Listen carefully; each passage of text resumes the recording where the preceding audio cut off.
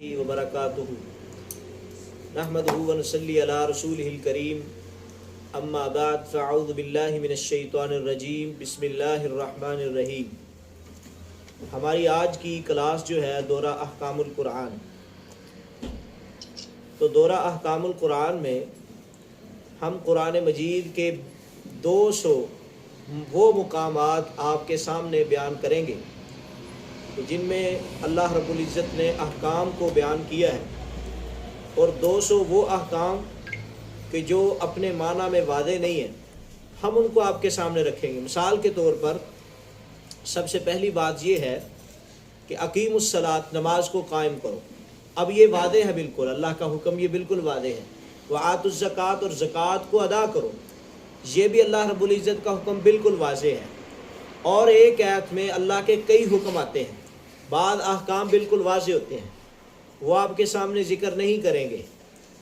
और जो ऐसे अहकाम हैं कि जो बिल्कुल वादे नहीं हैं, बल्कि इस्तिदलाल के ज़रिए और पूरी कोशिश करने के ज़रिए और मुफस्सिरीन की तौजीह के साथ उन अहकाम को बयान किया गया कि इस आयत में अल्लाह रब्बुल इज़्ज़त का ये हुक्म है, आम आदमी को समझ नहीं आती।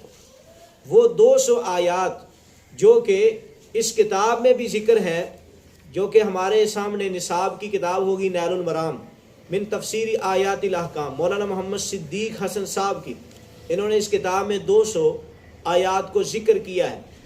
और ये वैसे भी वफाकुल मदारस में भी ये किताब शामिल है, तो मदारस में पढ़ाई जाती है, लेकिन अक्सर मदारस इसको मुकम्मल तौर पर पढ़ा नहीं पाते।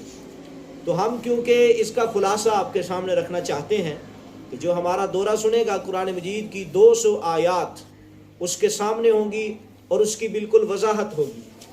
और ये वो 200 आयात हैं कि ये नहीं होता कि बाद आयात के माना और मफहूम में मुफस्सिरीन का इख्तिलाफ होता है और राजे कोल ज़िक्र नहीं होता।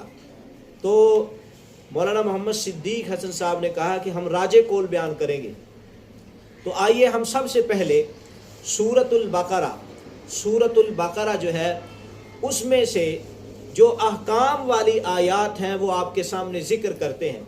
उससे पहले जो चीज़ बयान करनी चाहिए वो ये है, मिसाल के तौर पर सूरतुल बकरा की 286 आयात हैं, और इसके बाद ये सूरत मदनी है और इसके 4 पैराग्राफ हैं, यानी कि पूरी सूरत जो है इसके 4 मज़मून हैं। सूरतुल बकरा पूरी के जो है इसके 4 मज़मून हैं। मिसाल के तौर पर आयत नंबर 101 से लेकर 39 तक, आयत नंबर 1 से लेकर 39 तक मनसबे खिलाफत व तौहीद के सिलसिले में 3 रवैयों में से ईमान का रवैया इख्तियार करो। ये आयत नंबर 1 से लेकर आयत नंबर 39 तक पहला पैराग्राफ है। मनसबे खिलाफत व तौहीद के सिलसिले में 3 रवैयों में से ईमान का रवैया इख्तियार करो।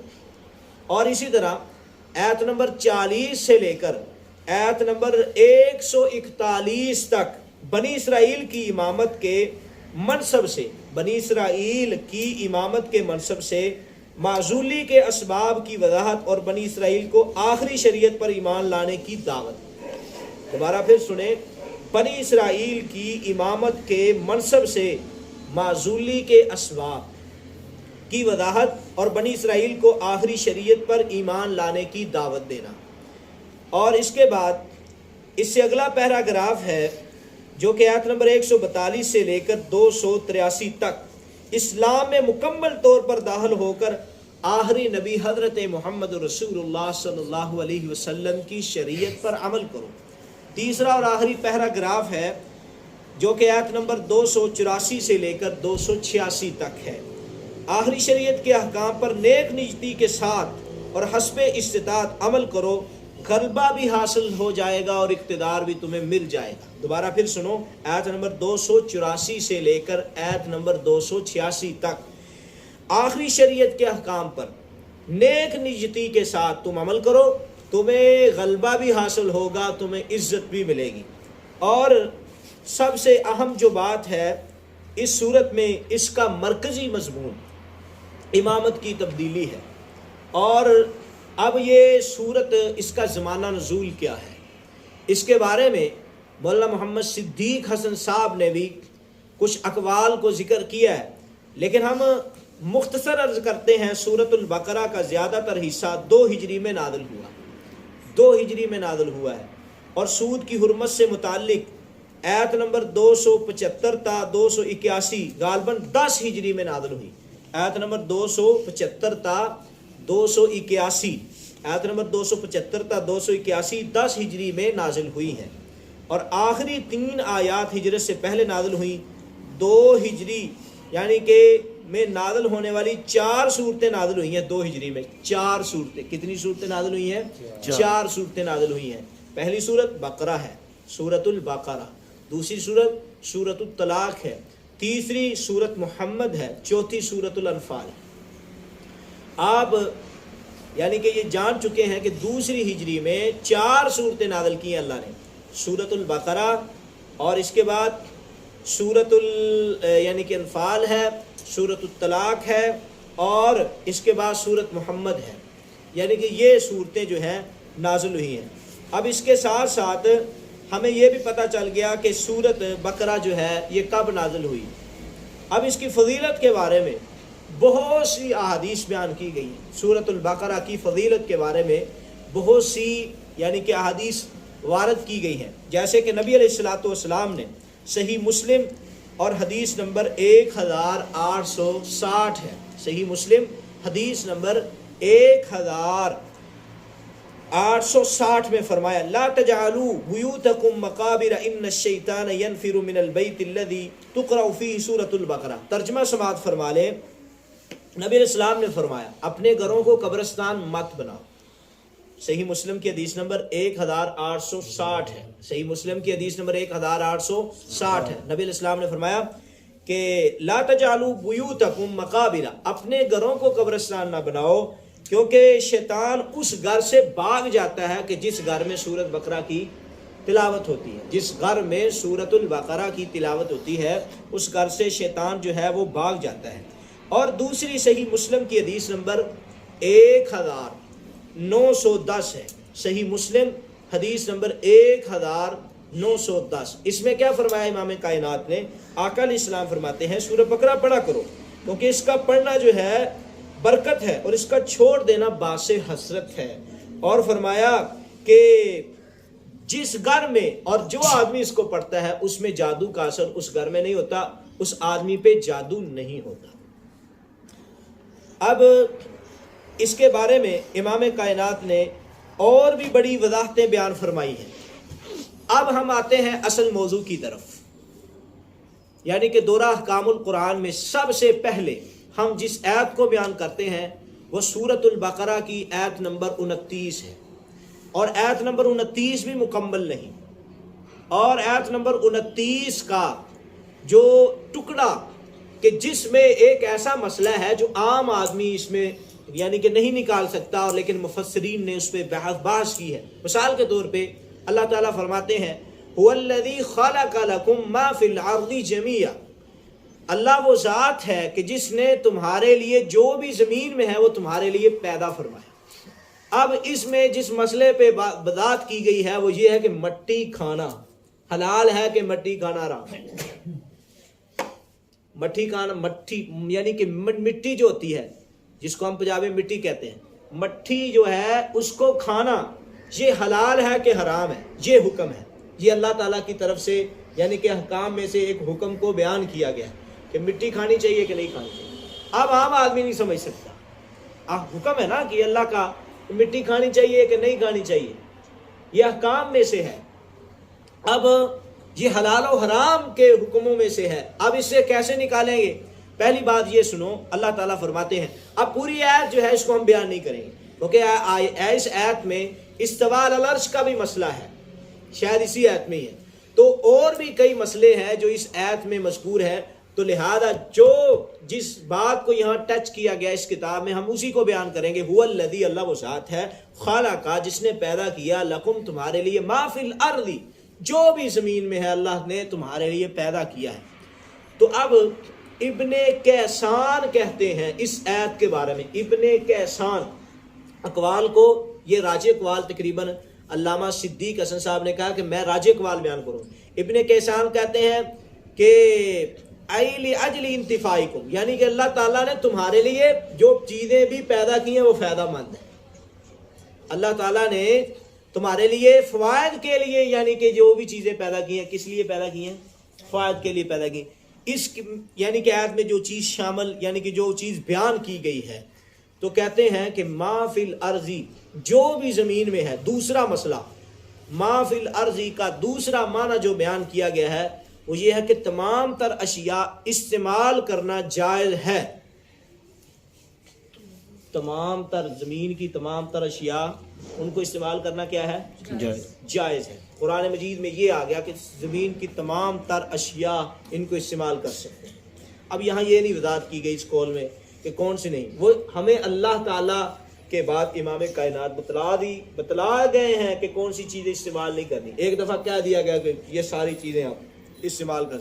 تیسری چیز کہتے ہیں اس ایت سے استدلال کیا گیا ہے کہ مٹی کھانا حرام ہے. مٹی کھانا کیا ہے؟ حرام ہے. اس ایت میں یہ استدلال کیا گیا ہے کہ مٹی کو کھانا حرام ہے. اب آپ میں سے کوئی مجھے بتا سکتا ہے کہ یہ کیسے استدلال کیا مفسرین نے؟ کیوں؟ میں بتاتا ہوں آپ کو. کیونکہ اللہ تعالیٰ نے زمین کے علاوہ جو کچھ زمین میں ہے وہ ہمارے لیے، کیونکہ اس آیت میں ہے، ایسے انہوں نے نکالا ہے مسئلہ. وہ الذی، اللہ وہ ذات ہے، خالق کا جس نے پیدا کیا، لکم تمہارے لیے، ما فی الارض جو زمین میں ہے. جو زمین میں ہے کہتے ہیں جو زمین میں چیزیں ہوتی ہیں وہ حلال ہے نہ کہ زمین. اگر یعنی کہ اللہ تعالیٰ نے پیدا کیے تمہارے لیے جو زمین میں ہے. زمین سے کیا نکلتے ہیں؟ درخت ہیں، درختوں سے پھل حاصل ہوتا ہے. زمین سے گندم نکلتی ہے، چاول نکلتے ہیں، زمین سے آلو نکلتے ہیں، زمین سے اور کھانے کی کتنی چیزیں نکلتی ہیں. تو یہاں اللہ کا یہ کہنا جو زمین میں ہے وہ تمہارے لیے اللہ نے پیدا کیا، اس کا مطلب ہے زمین کو اللہ نے نکال دیا ہے. تو زمین کیا ہے؟ مٹی ہے. تو لہذا مٹی کھانی نہیں کھانی. یہ اصل میں بریک جو استدلال کیا گیا وہ یہ ہے. اور اس کے بعد اگلا قول امام راضی رحمہ اللہ تعالیٰ کا نقل کیا گیا. امام راضی اپنی تفسیر میں کہتے ہیں کہ کوئی کہہ سکتا ہے کہ لفظ زمین بولا جا سکتا ہے، زمین میں وہ ہر چیز شامل ہے. مثال کے طور پہ معدنیات بھی شامل ہے. سیمنٹ کہاں سے نکلتا ہے؟ اب کچھ چیزیں ایسی ہیں جو زمین سے نکلتی ہیں، وہ ہمارے لیے کھانے کے لیے حلال ہے. تو یہاں بات کرنے کا مقصد یہ ہے کچھ ایسی چیزیں بھی نکلتی ہیں جو ہیں تو زمین سے نکلنے والی لیکن ہم ان کو کھا سکتے نہیں، معدنیات نہیں کھا سکتے. اب ان کے بارے میں کیا کریں گے؟ تو کہتے ہیں ہر اس ایسے یہ بات بھی ثابت ہوئی کہ جو چیز بھی زمین کی صفت سے ہے، مٹی کی صفت سے جو چیز بھی ہے وہ ہم کھا سکتے ہیں. یہ بھی ہمیں سمجھ آتی ہے مٹی کی صفت سے کیا چیزیں ہیں. مثال کے طور پہ سیمنٹ وغیرہ، پتھر، یہ چیزیں، اور اس طرح اور بھی جتنی بھی معدنیات ہیں کہ یہ تمام کی تمام چیزیں زمین کی صفت سے ہیں، مٹی کی صفت سے، لہذا ہم ان کو کھا سکتے نہیں کھا سکتے. تو علامہ شوکانی فتح القدیر میں لکھتے ہیں کہ مٹی کی حرمت سنت سے ثابت ہے، لہذا نقصان دہ بھی ہے، اس کے کھانے کا کوئی فائدہ نہیں، لہذا دوسرے فائد کے لیے اس کو استعمال کیا جا سکتا ہے. کون کہتے ہیں؟ علامہ شوکانی فتح القدیر میں لکھتے ہیں کہ مٹی جو کھانا نا یہ تو سنت سے بھی ثابت ہے کہ نہیں کھانی چاہیے. مٹی سنت سے بھی ثابت ہے اور اس کے کھانے کا فائدہ نہیں ہے. کھانی تو وہ چیز چاہیے کہ جو. اب خلاصہ اس آیت کا یہ ہوا کہ مٹی جو ہے اس کو ہم کھا سکتے نہیں، مٹی سے فائد نکلتے ہیں یعنی کہ وہ ہم حاصل کر سکتے ہیں. اب اسی طرح مختصراً سورۃ البقرہ کی دوسری آیت ذکر کرتے ہیں. سورۃ بقرہ کی آیت نمبر ہے 83. سورۃ بقرہ کی آیت نمبر کون سی ہے؟ 83 ہے. اب یہ بھی ایک لمبی آیت ہے لیکن اس میں مختصر ٹکڑا بیان کیا گیا. وَقُولُوا، اور تم کہو، لِلنَّاسِ، لوگوں کے لیے، حسناً، اچھی بات، لوگوں کے لیے اچھی بات کہو. اب اس میں سے اب یہ عام آیت ہے، اب اس میں سے لوگوں کے لیے اچھی بات کہو. کون سی بات اچھی ہے، کون سی بات بری، ہمیں پتا نہیں. لوگوں کو اچھی بات کہو. اب اچھی باتیں کون سی ہیں؟ یہ ہمیں یعنی کہ لوگوں کو پتا اب ہر وہ چیز جس کو اللہ نے اچھا کہا ہے وہ اچھی بات ہے، جس کو رسول اللہ نے کہا ہے اچھی بات ہے وہ اچھی بات ہے۔ اب لوگوں کو وقول اور کہو للناسی، لوگوں کے لیے حسناً اچھی بات۔ دوسرا مسئلہ اس میں یہ ہے کہ اللہ تعالیٰ نے قرآن میں کہا کہ لوگوں کو اچھی بات کہو۔ اب اچھی باتیں تو بہت سی ہیں، کون سی اچھی بات کہیں؟ اس آیت میں کون سی مراد ہے؟ کوئی مسئلہ ثابت، کوئی مسئلے کی وضاحت نہیں ہے، تو لہذا مفسرین نے اس پر بحث کی ہے۔ مثال کے طور پہ بعض نے کہا ہے کہ جس کا اللہ نے حکم دیا ہے کسی خاص قسم کے لیے نہیں بلکہ شرعاً جو کام بھی اچھا ہے اس پہ یہ آیت فٹ ہوتی ہے۔ ہر اچھا کام کہنے کی آپ کو کیا ہے؟ اجازت ہے۔ پہلی بات یہ ثابت ہوئی کہ ہر اچھا کام کہنے کی آپ کو کیا ہے؟ اجازت ہے۔ ہر اچھا کام، نماز کسی کو نماز پڑھنے کا کہنے کی اجازت ہے، زکوٰۃ دینے کا کہنے کی اجازت ہے، اسی طرح اور بھی کئی ایک کام ہیں ان کے کہنے کی اجازت ہے۔ اور دوسرے قول کے مطابق کہتے ہیں کہ حسناً سے مراد صرف توحید کا کلمہ کہنے کی اجازت ہے۔ توحید کا کلمہ لا الہ الا اللہ، اس سے مراد کیا ہے کہ لوگوں کے لیے لا الہ الا اللہ کی تلقین کرو۔ اور اس کے بعد اگلا قول ہے کہ صرف سچ کہنے کی اجازت ہے، سچائی کا یہاں حکم دیا جا رہا ہے کہ سچ کہو، سچ کہو۔ اور ایک قول یہ ہے کہ صرف اس آیت کا مطلب وقولوا للناس حسنا، کہ لوگوں کے لیے اچھی بات کہو، یعنی کہ تم لوگوں کو تبلیغ کرو اچھا کام کرنے کی، برے سے روکنے کی۔ تو یہی بات امام ابن کثیر نے بھی تفسیر ابن کثیر کے صفحہ نمبر 53 پہ، تفسیر ابن کثیر کے صفحہ نمبر 53 پہ پہلی جلد میں یہی بات کی ہے کہ اس آیت کا مطلب یہ ہے اچھی بات کہو، یعنی ہر اچھا کام اس کا حکم دو، ہر برائی سے روکو۔ یہ اللہ تعالیٰ کا مطلب ہے، نہ کہ صرف اکیلا یہ کہو کہ لا الہ الا اللہ پڑھو جی۔ اس کا مطلب یہ نہیں کہ لوگوں کے لیے کہو صرف اور صرف لا الہ الا اللہ کہنے کی تلقین کرو، نہیں۔ خلاصہ یہ ہوا جیسے کہ امام ابن جریر اور سیدنا ابن عباس رضی اللہ تعالیٰ سے بھی مروی ہے کہ اس سے مراد نیکی کا حکم کرنا اور برائی سے روکنا ہے۔ اور اسی طرح امام بہقی نے شعب الایمان میں بھی لکھا ہے، سیدنا علی بیان کرتے ہیں قولوا للناس سے مراد تمام لوگ ہیں، تمام لوگ مراد ہیں، سب لوگوں کو اللہ تعالیٰ کا حکم ہے نیکی کا حکم دیں اور برائی سے روکیں۔ تو اس بات کی وضاحت امام کائنات جناب محمد رسول اللہ صلی اللہ علیہ وسلم نے بیان کی ہے صحیح مسلم میں۔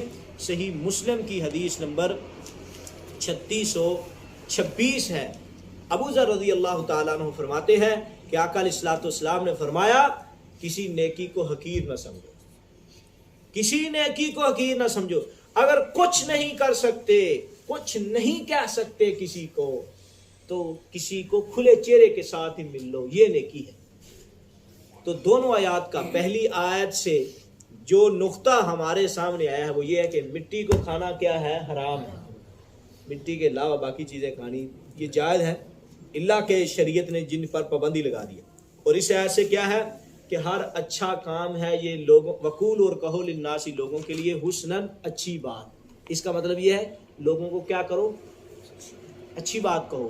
امر بالمعروف نہی عن المنکر کا فریضہ جو ہے، کیونکہ اللہ تعالیٰ نے قرآن میں فرمایا کنتم خیر امۃ اخرجت للناس تأمرون بالمعروف وتنہون عن المنکر، تم بہترین امت ہو، کیوں؟ نیکی کا حکم دیتے ہو، برائی سے روکتے ہو۔ اب امت کا ہر وہ شخص بہتر ہوگا جو یہ کام کرے گا، جو نہیں کرے گا وہ بہتر ہو سکتا؟ کیونکہ شرط لگائی ہے نا، تم بہترین امت ہو، امت محمدیہ کو بہترین کہا گیا ہے۔ آج ہم حدیث پڑھ رہے تھے اسی حوالے سے الجامع الکامل میں بھی کہ نبی علیہ الصلوۃ والسلام سے صحابہ کرام نے کہا یا رسول اللہ جس نے آپ کو دیکھا وہ ایمان لے آیا، جس نے آپ کو دیکھا وہ آپ پہ ایمان لے آیا، تو اس کے لیے کیا ہے؟ نبی علیہ السلام نے فرمایا توبہ، اس کے لیے خوشخبری ہے۔ اور پھر فرمایا بعض وہ لوگ بھی آئیں گے کہ جنہوں نے آپ کو نہیں دیکھا، وحی کو اترتے نہیں دیکھا، انہوں نے معجزات کو نہیں دیکھا، اور انہوں نے آقا علیہ الصلوۃ والسلام آپ کے رخساروں کو نہیں دیکھا، آپ کی تبلیغ کو نہیں دیکھا، آپ کے طریقے کو نہیں دیکھا، لیکن انہوں نے آپ کو نہ دیکھنے کے باوجود وہ ایمان لے کر آئے ہیں، تو آقا ان کے بارے میں فرمائیے گا۔ نبی علیہ السلام نے فرمایا توبا لہو توبا لہو ثم توبا لہو، 3 مرتبہ آقا علیہ السلام نے فرمایا ان کے لیے 3 مرتبہ خوشخبری ہے۔ جنہوں نے مجھے نہیں دیکھا ان کے لیے کتنی دفعہ خوشخبری ہے؟ 3 مرتبہ خوشخبری ہے۔ صحابہ کرام نے ایک اور سوال کیا تھا، یہ ایسی روایات ہیں کہ انسان پریشان رہ جاتا ہے، یہی اسی الجامع کتاب کامل میں ہی حدیث ہے اور بڑی وضاحت کے ساتھ اور صحیح حدیث ہے۔ آقا علیہ السلام سے یہ بھی سوال کیا گیا کہ ہم سے بھی کوئی بہتر ہو سکتا ہے آقا ایمان کے لحاظ سے؟ آقا علیہ السلام نے کیا فرمایا؟ امام کائنات نے فرمایا تم نے تو مجھے دیکھا ہے، تمہارے سامنے وحی بھی نازل ہوتی ہے، تم نے تو معجزات بھی دیکھا ہے، ہاں کچھ وہ بھی ہیں کہ جنہوں نے مجھے دیکھا تو نہیں لیکن ان کی حسرت یہ ہے، وہ میرے بعد آئیں گے، ان کی حسرت یہ ہے کہ اگر ان کو کہہ دیا جائے کہ تمہارا مال، تمہارا اہل و عیال، یہ سب کچھ چلا جائے، اس کے باوجود اس شرط پر کہ آپ کو امام کائنات دکھا دیے جائیں، تو کیا ہوگا؟